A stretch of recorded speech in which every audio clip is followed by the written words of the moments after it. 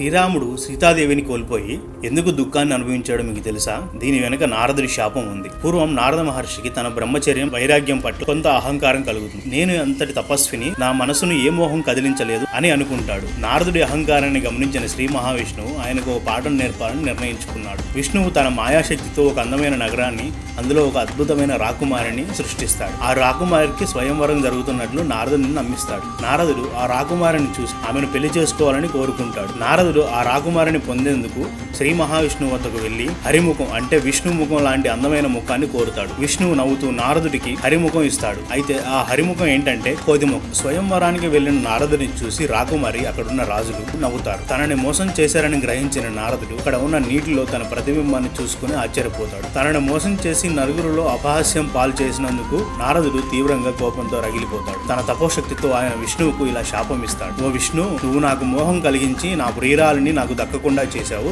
ఎలాగైతే నువ్వు నాకు భార్యా వియోగాన్ని కలిగించావో అలాగే నువ్వు కూడా మనుష్యుడిగా భూమిపై జన్మించి తీవ్రమైన బాధను అనుభవిస్తావు. నీకు వానరుల సహాయం కూడా అవసరమవుతుంది. నారదుడి శాపాన్ని విష్ణువు చిరునవ్వుతో స్వీకరిస్తాడు. లోక కళ్యాణం కోసం, రావణుడి సంహారం కోసం తాను రామావతారం ఎత్తాలని అప్పటికే సంకల్పించి ఉంటాడు. నారదుడి శాపం అనేది ఆ దైవ కార్యానికి ఒక నిమిత్తం మాత్రమే. ఈ కారణంగానే శ్రీరాముడు మానవుడిగా జన్మించి రావణుడి చేతిలో సీతాదేవిని కోల్పోయి వియోగాన్ని అనుభవిస్తాడు. వానర సైన్యం సహాయంతోనే సీతను తిరిగి పొంది రావణుడిని సంహరించాడు. ఇలాంటి మరిన్ని వీడియోలు కావాలంటే ప్లీజ్ సబ్స్క్రైబ్.